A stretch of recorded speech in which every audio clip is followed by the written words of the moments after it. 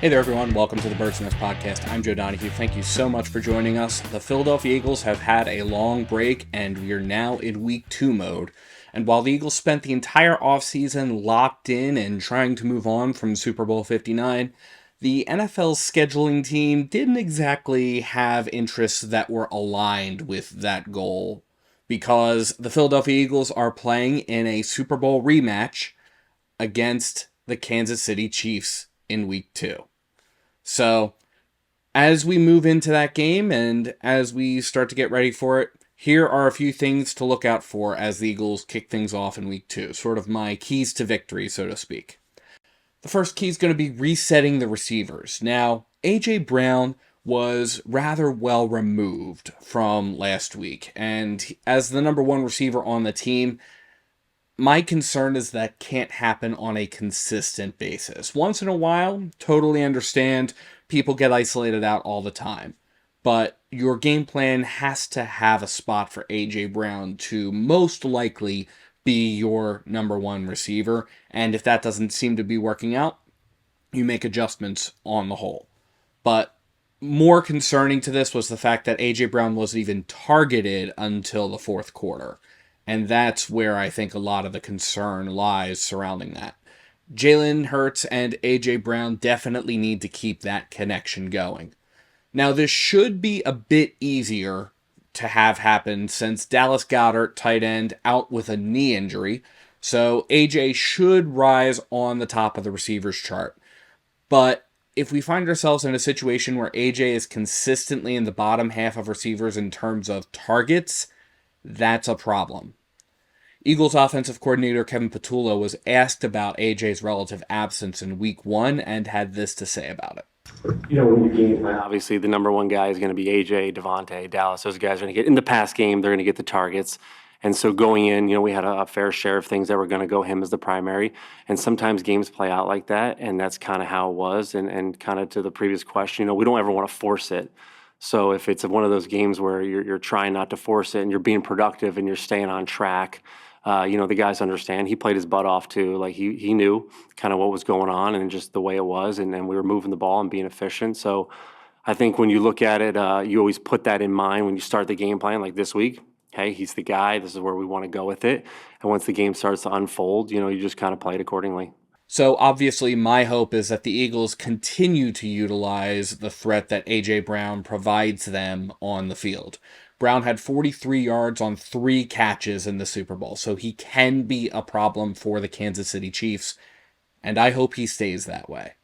The second key is going to be establishing the run. Now, this was a challenge for the Eagles in their Super Bowl performance. Saquon Barkley had just 57 yards on 25 catches in Super Bowl 59, and the Chiefs gifted the league with a textbook on how to contain him. And I would fully expect the Chiefs to go back to that textbook for prepping for this game, because that's going to be a real challenge for them if he's able to pop off in the way that he was not able to in Super Bowl 59. Against the Cowboys, he had 60 yards on 18 carries, so already that's increased production for him. The Eagles did have 158 yards on the ground in Week 1, and it is very important to see how this pans out in Week 2. Now, Will Shipley will be out with an oblique injury, so that opens the door for a new Eagles pickup, Tank Bigsby, to contribute to the run game. Obviously, we'll see how the Eagles decide to use him, whether or not they plan to do a straight swap with him and Will Shipley, or whether or not they try to do something else. But again, given with the theme of this year that Saquon's probably going to not have as forward of a role as he did last year, I'm not expecting another 2,000-yard season from him, for example. I would expect that the Eagles will rely probably a little bit more so on Tank Bigsby than otherwise would have been expected. But obviously, we'll see how the Eagles decide to use him, mixing him in with both Saquon and A.J. Dillon. The next key is going to be aggressive on defense.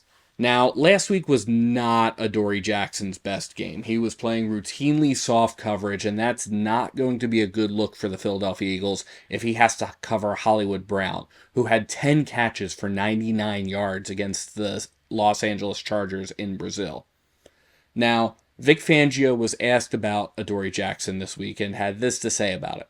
He just got to make sure he's a master technician and not let his technique falter.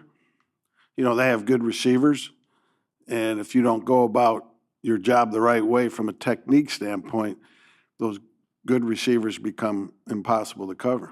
But at the end of the day, it can't just be Jackson. As much as he catches a lot of the flack for this, everyone on the defense has to play aggressively. If you're going to allow receivers to get a bunch of yards underneath you, they're going to find a way to cut up the secondary and it won't end well. Against the Chargers, the Chiefs went 5 for 14 on third down conversions, and keeping them in those situations requires you to be aggressive, and that is something that the Chargers actually did do fairly well. Now, I'm not saying to blitz every single time. That's not the modern NFL.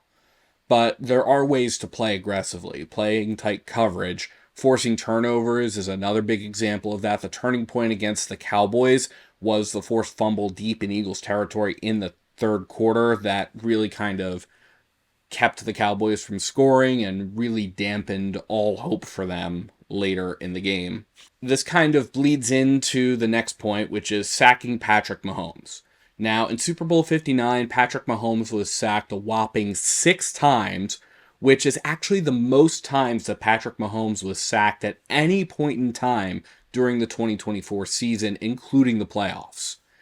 In the Chiefs' Week 1 matchup against the Chargers, Mahomes was sacked twice. Now, the Chiefs didn't look good in other ways in that game. Mahomes was 24 for 39, 258 yards. He did have a touchdown, but he also had an 89.5 passer rating.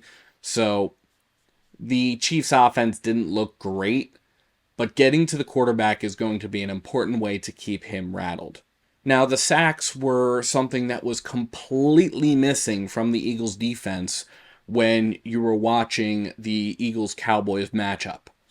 So Dak Prescott was sacked a grand total of 0 times. Now, some of that may have been due to the Jalen Carter ejection, and he will be back this game.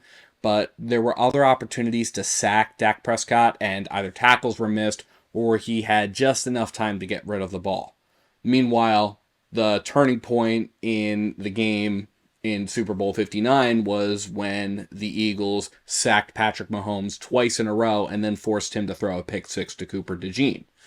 So the fact that the Philadelphia Eagles were able to get to Patrick Mahomes so often really helped Eagles fans feel a lot more comfortable going into the third quarter, into the fourth quarter, about how the game was progressing. Mahomes will make you pay if you can't get to him, if you can't force him to make bad decisions, get pressure, get sacks.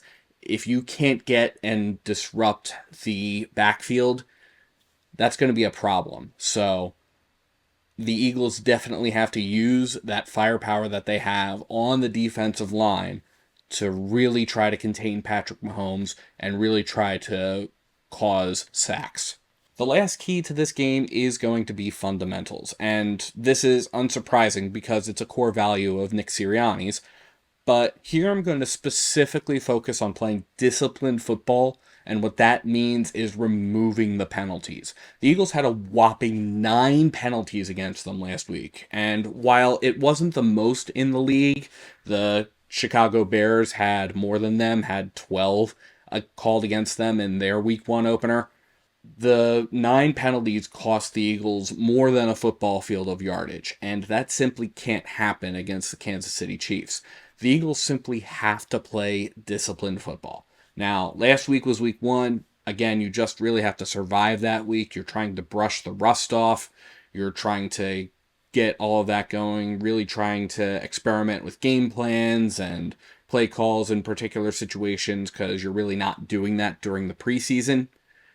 Now we're into the season in week 2, and you really have to make sure that you're buckling down on that.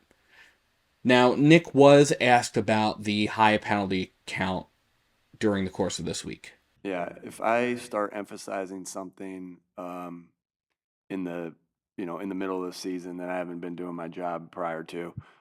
So again, we obviously always talk about the things that you can control on tape. We have a team meeting every single day to talk about the practice, have a team meeting every time coming off of a game. So we address those things in team meetings. Everyone's accountable, coaches, players, everybody. So, you just emphasize it and you continue to emphasize it. But ultimately, the rust has been shaken off. It's time to get back to brass tacks. Arrowhead Stadium is already a tough place to play. You don't want to make it even tougher by giving the Chiefs any free chances. But as always, let me know what you think in the comments below. What are your thoughts about this game? What are you going to be looking out for? Let me know.